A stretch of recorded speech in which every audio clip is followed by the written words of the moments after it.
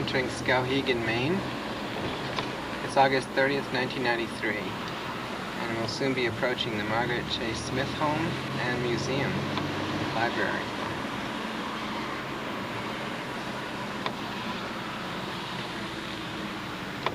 It's the Kennebec River.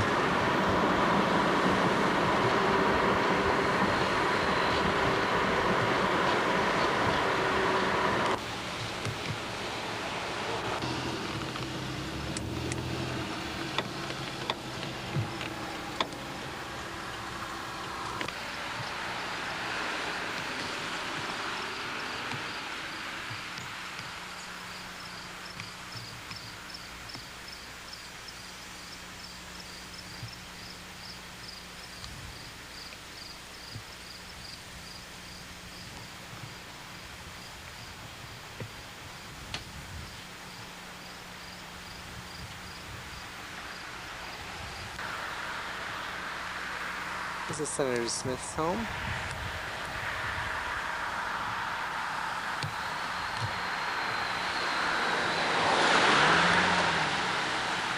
One-of-a-kind license plate.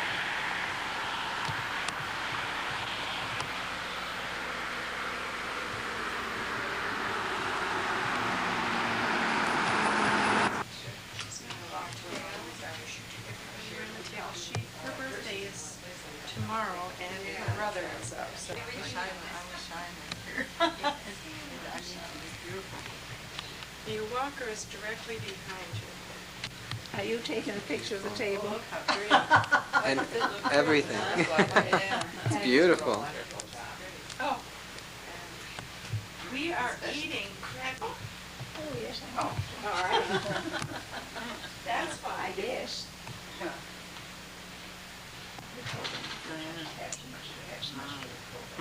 Right. That was in their house that they built in 1885, I think it was. And that was there. And Okay. Hello, Senator Smith. hello, how are you? Very well. Will you say hello to the fourth graders at small school? My, isn't it nice to be here to talk with you. I hope you're enjoying your meeting and have some good questions to ask of your teacher. Great. It's exciting years in Washington. That would be very difficult for me to answer because there was so much excitement.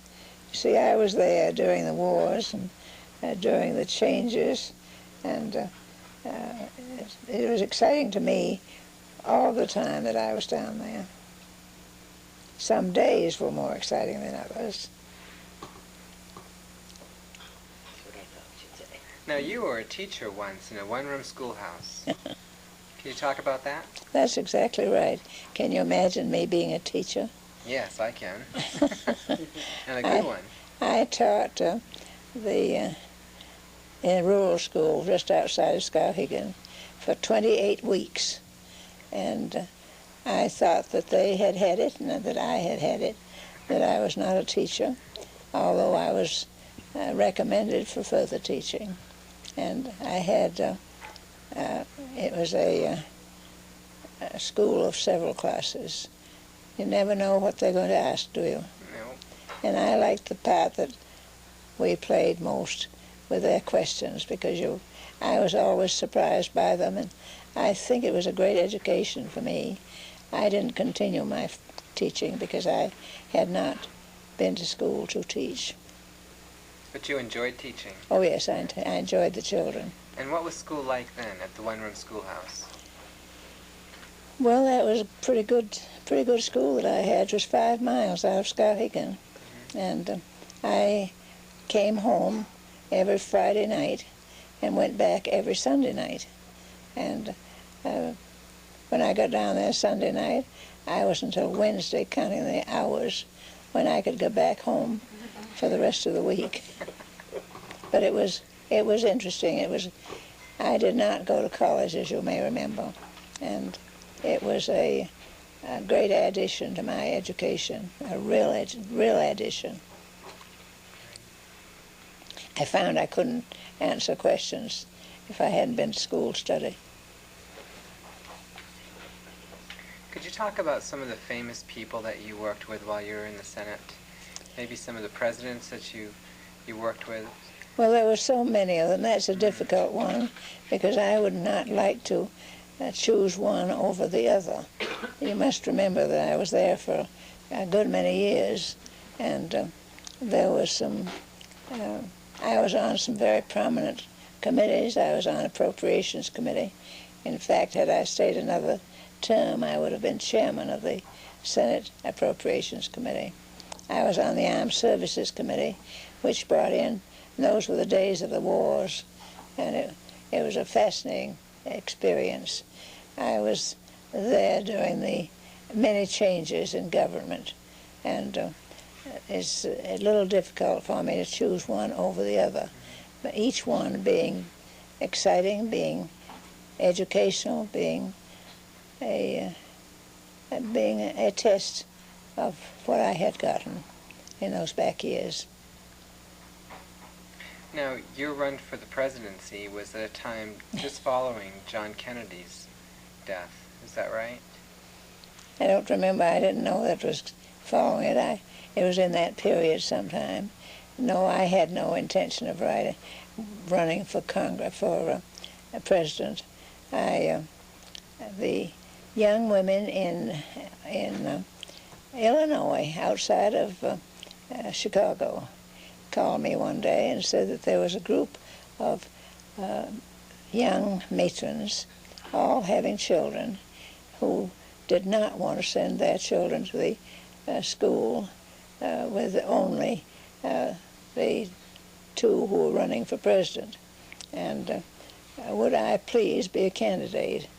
And whereupon I told them, of course, I had no intention of being a candidate for president, had no reason to be. And they talked to me a great deal, and I answered them the best I could. But then the young men who were in the legislature, same group from education, came to me, telephoned, and came into Washington to see me, to ask me if I would please be a candidate for president. They would do all the work that there was to do in Illinois. And I told them the same story, because I was very happy being in the Senate. And it should be remembered that the United States Senate is the second highest office that one can get by running for office. You had many firsts during your long career, one of which was you were the first woman to break the sound barrier. Can you tell the kids about that? Yes, that was an interesting one. When they came to me and asked me they asked me for an appointment first, and I couldn't understand what under the sun they wanted. And they wanted me to go on the test run. And I was so afraid they'd change their minds that I said yes quickly. and they came up, and I thought, of course, there was going to be a lot of work with it. And I thought there'd be something on clothes at least. And there wasn't anything on clothes. They came up and brought 2 or 3 things with them, and had an orange slip-on, a sort of slip-on, to wear. They did everything but my shoes, and I usually wear high heels, and they didn't tell me I should wear flats. And I wish you could see that picture in flight costume with high heel pumps on, walking down over that ladder. But it was a thrill. It was a very great surprise, however, and somewhat disappointing. I thought it would be exciting. It was not. You would hardly know that you were going into the outside. We went up and down over the Pacific, and then went over into the over the land and did the same thing. We had, I've forgotten how long we had. It was half, 3/4 of an hour probably, and I finally decided to go down, and it was an easy time then, and I, of course, had not worn anything on my head. My hair was all blowing, and my high-heeled shoes and all. And the pictures showed me combing my hair when I was coming out of the space, because I felt the need of with all those cameras down below where you can take pictures. No, it was a disappointment. A disappointment in the fact that I thought it was going to be exciting, and it was not. But I'd do it again if they asked me. So if your young people ever want to do it or have a chance, tell them no, not to hesitate at all. Were you afraid? No, I had no fear of it at all. But I am not afraid. I have done so many things of that kind that I wouldn't do them if I was afraid of it. No, I had no fear at all. Is there a message you'd like to send to the fourth graders? Yes. Do everything that you can to get the best education you can in the days you are traveling, because education is the one thing that cannot be taken away from you. And this is very, very important to you if you want to do some of the things that your parents and some of the rest of us are doing. Education is very, very essential, and just cram everything you can into your minds. Great. Thank you very much. Yes, sir. Thank you very much. Good luck to you. This is the Masters from Colby. And they're how many, Penny? 95. 95. And she is 95. Right.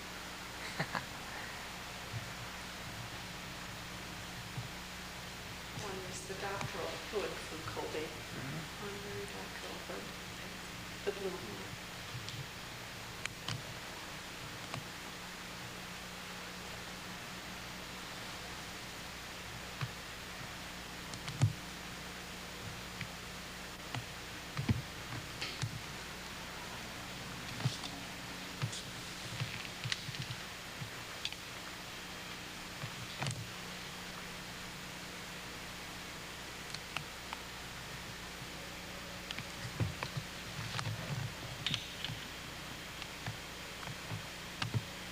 Kids is to know what a demagogue is and how Senator Joseph McCarthy became a demagogue. What The spacesuit?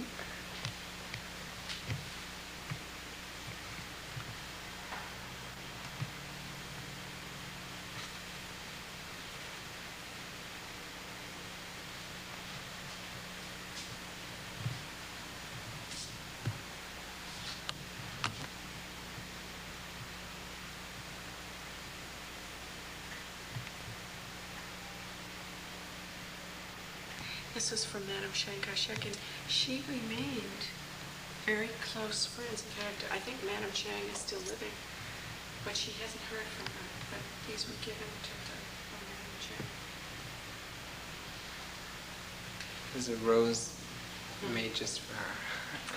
Yes, when she first came into Congress, she just put flowers in there. She didn't really have a particular one, but then the American Rose Society came and asked her for a sponsorship for the rose to be the national flower, which she tried to do, but during her term she was not successful in making it a national flower.